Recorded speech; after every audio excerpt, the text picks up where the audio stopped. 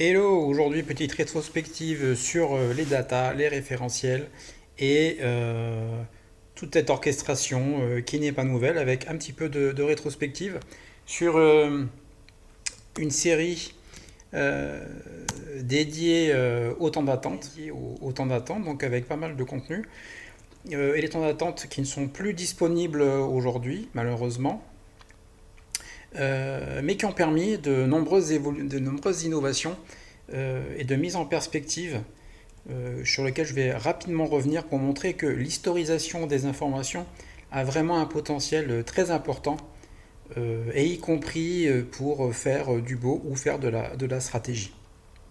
Donc par le passé, on avait fait des réalisations qui, partagées par API, permettaient de faire des visualisations, des spectacles digitaux, comme on peut voir ici,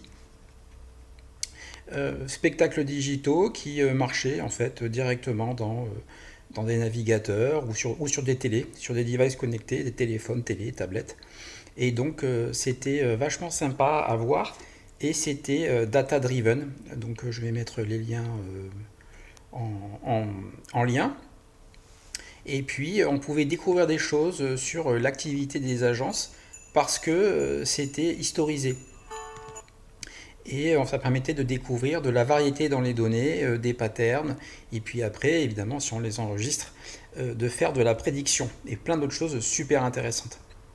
Également, avec un autre stagiaire, ce qu'on avait fait, c'est que via cette API et de temps d'attente en live qui fluctuait, on avait créé un monde en 3D virtuel sur Unity, donc un moteur de jeu, et qui permettait de modéliser des agences. Chaque agence était une boule. La masse était synchronisée avec le temps d'attente. Plus le temps d'attente était important, plus la masse était importante. Et donc après, ça générait des dynamiques avec des effets luminescents, des chocs sur un billard. Et on pouvait regarder même ça avec un casque de réalité augmentée, de réalité virtuelle même en fait, tout simplement. Et donc c'était super beau, c'était vraiment intéressant comme expérience digitale et data-driven.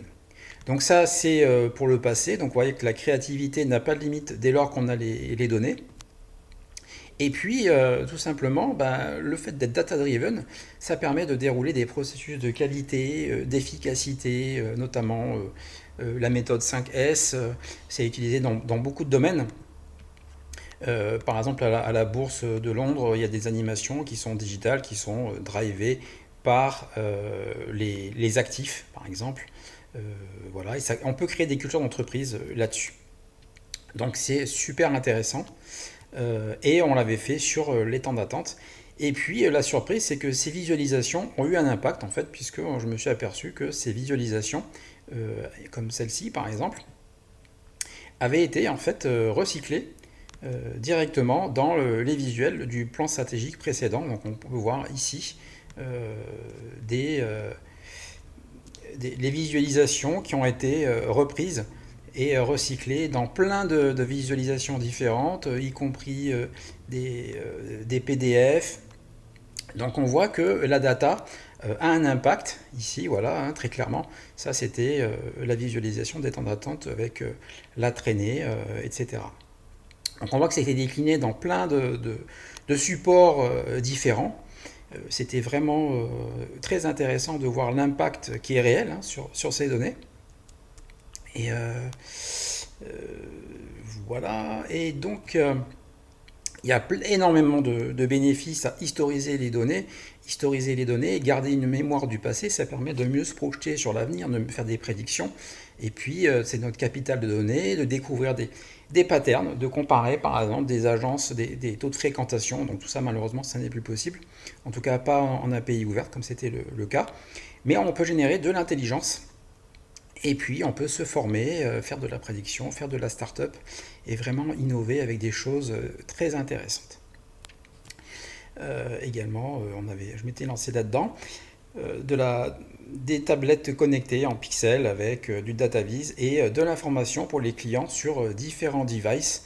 Donc j'avais investi dans ce matériel de LED. Et là aujourd'hui, ce qu'on va faire, c'est que on va aller faire un cas très intéressant en fait, où on va venir regarder des données qui semblent comme ça anodines et vraiment statiques. Et moi, quand je vois des données comme ça, statiques sur un site web, donc, eh bien, qu'est-ce que je vois? Je vois des métadonnées, par exemple, et des référentiels, qui sont, pour l'instant, on est d'accord, assez statiques. Donc là, je vois que déjà, j'ai une date de début, une date de fin. Donc déjà, ça, c'est une information temporelle. Ensuite, j'ai même un créneau horaire. Ensuite, j'ai une zone concernée avec une liste de communes, donc de localités sur un territoire. Donc ça, c'est super intéressant. Et puis, des impacts. Et on voit que dans ces maintenances, eh bien, en fait, j'ai une collection d'événements, un début, une fin, certains qui sont passés, par exemple là du 1 au 2 juin, là on est le 7 juin, donc voilà, on est dimanche 7 juin. Donc, et donc il y a une durée de vie, il y a un début, il y a une fin, il y a des impacts, il y a des types d'impacts. Donc on voit que c'est vraiment super riche. Et l'idée que j'ai eue, ça a été de venir accumuler ces données, d'avoir un petit SDK, et puis tout simplement euh, voilà, un petit SDK en Python, très facile à utiliser. Donc il suffit de faire ce code pour avoir les maintenances.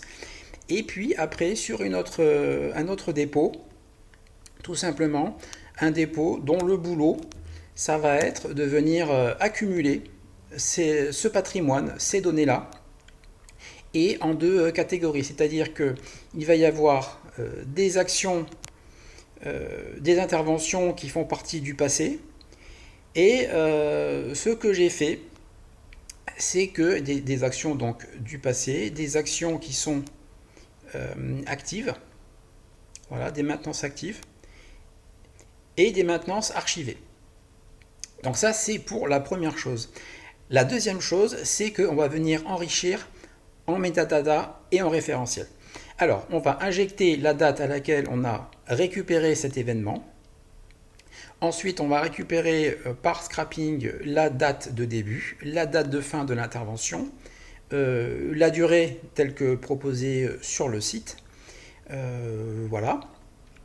Ensuite, le SDK et le scrapper va venir regarder les communes et venir sur DataGouv-NC. Donc là, c'est vraiment l'interopérabilité entre les référentiels, c'est très important, vraiment très important.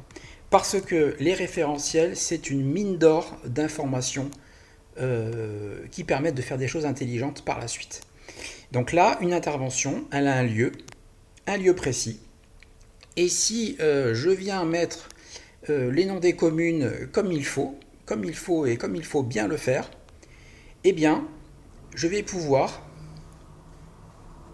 effet démo, ça rame un peu, donc si dans les localités, je mets ça et ça, donc je le travaille dans le script Python, alors j'ai des codes, et alors j'ai des géopoints. Et là, ça devient vraiment super intéressant. Et donc là, c'est ce que j'ai fait. Sur les communes, je suis venu corriger pour avoir ici strictement, on voit que ici j'ai Nouméa, mais parfois sur le site Elia, je vais pouvoir avoir potentiellement Nouméa par exemple. Hop, là j'ai fait une typo. Voilà, il y a du Nouméa, probablement. Voilà. Donc ça n'existe pas dans DataGouv-NC. Donc moi, je suis venu améliorer la qualité de données et faire ce mapping avec DataGouv-NC. Ça, c'est pour les communes. Et ça va m'ouvrir les perspectives de géolocalisation. Ensuite, je suis venu typer en dur le type de service de maintenance, typer en dur le type d'impact, puisque je me suis rendu compte sur le site qu'il y avait des types d'impact comme ça. Donc là, on voit coupure 20 à 30 minutes. Donc on voit que, voilà, 20 à 30 minutes. On voit qu'en fait, derrière, il y a un modèle sous-jacent. Liaison Celeris, coupure de 30 minutes. Donc on a plein d'informations qui ne sont pas forcément très structurées. Et donc là, moi, je suis venu les structurer.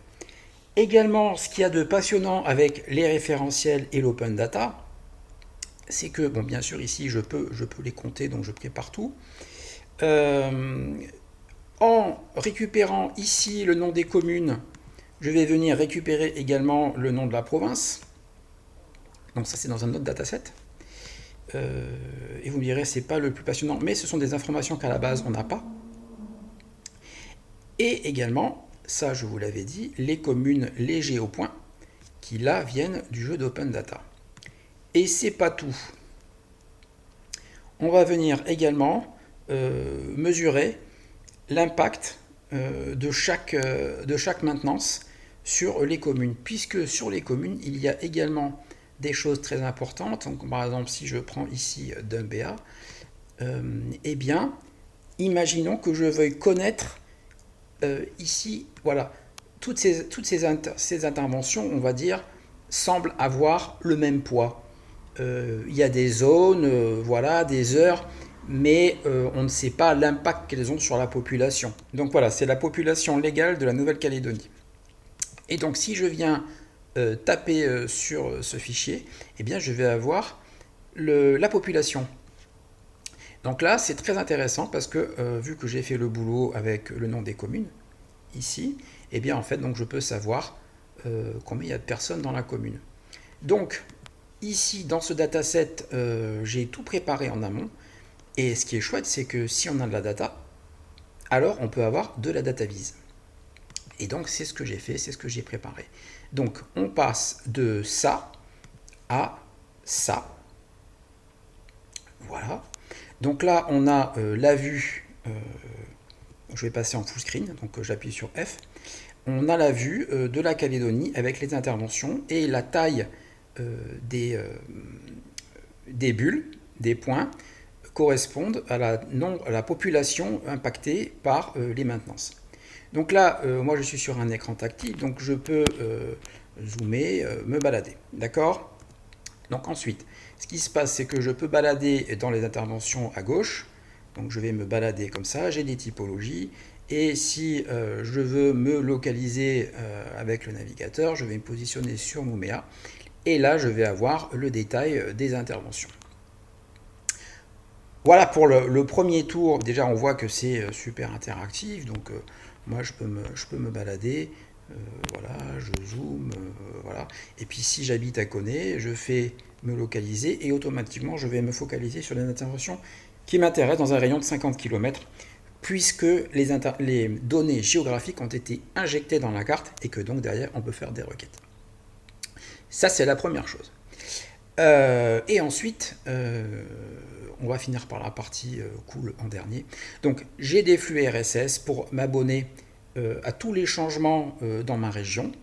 J'ai également une vue calendrier. Donc là, je vais pouvoir voir les informations en vue calendar par rapport aux communes.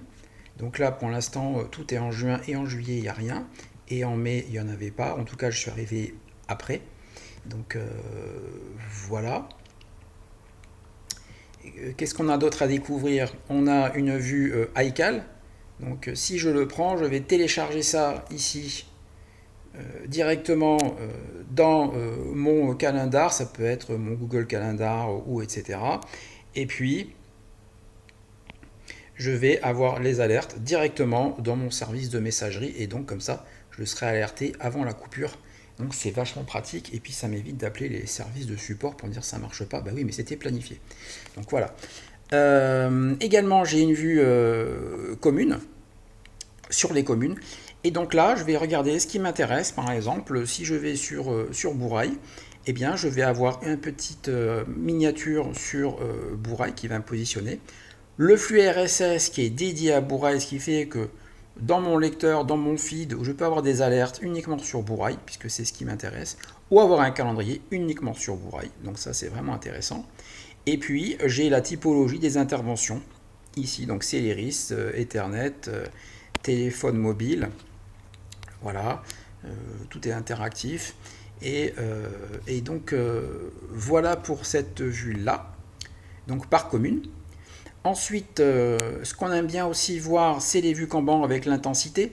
Donc là, on voit que ça va se charger ici sur mercredi. Donc mercredi, ça va être chargé.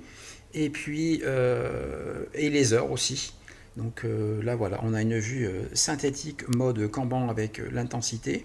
Et puis le Kanban, ce qui est bien, c'est que eh bien, on peut voir l'encours et le terminé. Donc là, le terminé, ah, bah là j'ai un petit bug parce qu'il y a des terminés, donc j'ai un petit bug d'affichage, donc je vais corriger ça, je vais patcher.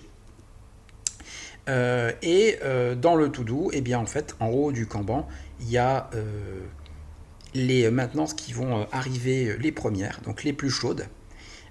Et là, on va arriver donc dans 14 heures, une intervention de 20 à 30 minutes. Et on voit que l'impact, c'est 13 000 habitants par rapport au dernier recensement, province nord, et puis les communes. Donc c'est super pratique. Là, on voit que j'ai un petit problème du TC. Donc il va falloir que je patche ça aussi. Et puis je vois téléphone fixe, voilà, toutes les métadatas qui sont à l'origine ici. Donc là, je les ai vraiment dans un mode totalement différent. Et puis c'est interactif et c'est sympa. Modulo le petit bug du terminé. Voilà pour le mode Kanban. Et puis c'est tactile, hein, donc sur tablette ça marche, comme on dit, du feu de Dieu. Donc on a fini pour la partie la plus sérieuse. J'ai raté dans la vue analytique. Donc la vue analytique, tableau de bord, très simple, avec du visuel,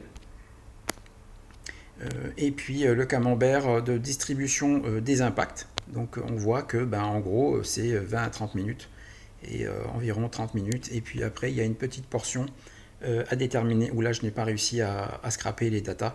Et donc voilà. Ensuite, au niveau des communes touchées, donc par rapport à ce que j'ai remonté, donc voilà, pas mal sur Païta, Mont-d'Or connaît, important. Voilà. Et ensuite, la distribution par rapport au calendrier. Donc là, on voit les dates, et puis la distribution, le dispatch par commune. Donc très pratique. Et puis donc on peut se balader comme ça en touchant l'écran. C'est super agréable. Et puis les couleurs sont avec le thème. Distribution par province, on voit que très facilement c'est équitable entre province nord, province sud. Et ici la province île, donc très facile. Et puis les heures. Donc on voit que là c'est de nuit. Hein. Donc souvent c'est à 23 heures. Et puis ici, sinon à 8 heures, mais c'est plutôt vraiment très exceptionnel. Là, les travaux, c'est la nuit. Donc vous voyez que toutes ces informations-là, elles ne sautent pas aux yeux, et pourtant elles sont là. Donc si on a les datas, ce qui est le cas ici, puisque j'ai préparé, eh bien on peut découvrir ces choses-là. Également, ce qui est sympa, c'est que vu qu'on a de la cartographie, eh bien on peut se balader et faire un petit peu de l'art visuel. Donc là, c'est pas vraiment de l'art, il faut encore que j'affine, mais déjà on peut explorer les données de manière inédite et originale. Et donc on voit que si je me déplace sur la carte, eh bien en fait on voit que sur la côte ouest, on dirait que les colonnes sont plus hautes, et donc c'est assez amusant. Il faudrait que je rajoute là en amélioration le stacker ces bâtons là pour voir les typologies d'intervention, ça serait intéressant. Et donc voilà, je me balade sur la Calédonie comme ça, tranquille, depuis ma tablette ou depuis mon PC. Et puis avec deux doigts, je zoome, je dézoome, voilà. Je me balade, c'est super confortable. Et puis c'est esthétique. Et on va garder le meilleur pour la fin, puisque j'ai dit que ce serait une démo qui serait pas très longue. Donc on va se faire plaisir. Moi j'avais un rêve quand je vais présenter ce sujet d'open data de 5S, c'est de visualiser, imaginons, les flux de télécom entre les communes, en nombre, évidemment, pas de données personnelles, mais en intensité, voir quelle commune parle à quelle commune, voilà. Ça c'était mon rêve, il y a des gens qui le font, hein, bien sûr, et c'est un peu le même principe que le trading ou les achats d'actions. Et bien moi, ce que j'ai fait, c'est que j'ai appelé ça le tour des maintenances. Alors le tour des maintenances, on le lance, je le passe en full screen, et donc le tour des maintenances, c'est on voit les interventions de l'OPT sur tout le territoire, en animation, avec des petits effets graphiques, et puis des métadatas qui nous en disent plus sur la nature des activités. Donc là, par exemple, j'ai mis en pause. On voit que c'est du téléphone fixe, internet fixe, suivre, avec une coupure de 20-30 minutes. Et puis, si je clique sur le détail de l'intervention, j'ai tous les détails de cette intervention. Donc évidemment, c'est une vue qui est pratique. je vais revenir en mode spectacle. Et donc je laisse les interventions de l'OPT s'enchaîner. Donc là, elles s'enchaînent dans le temps puisqu'on a des dates. Donc vous voyez qu'on a des dates, des heures, de l'espace, et que donc, logiquement, eh bien, on peut avoir du mouvement. Et donc là, on visualise les actions de l'OPT qui sont prévues directement sur la carte. Et puis je peux mettre pause quand ça m'intéresse, ou zoomer, dézoomer, me balader, tourner. Donc, vous voyez, c'est super fluide. Et puis, voilà quoi.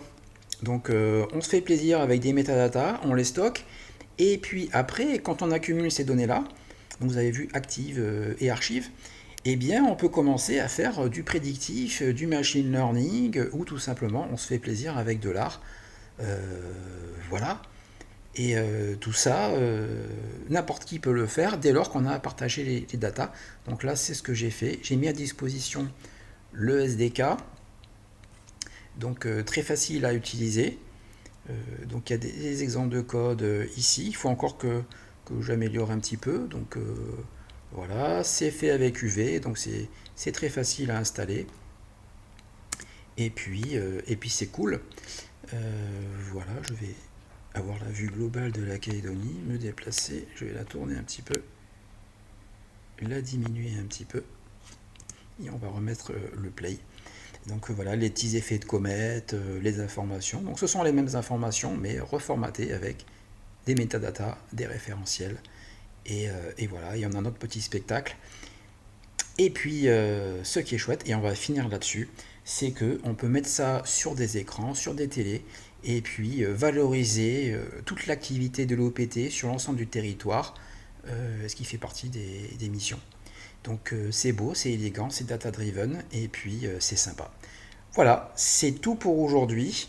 On va finir le week-end sur cette petite note d'innovation, avec un petit bug que j'ai trouvé en direct.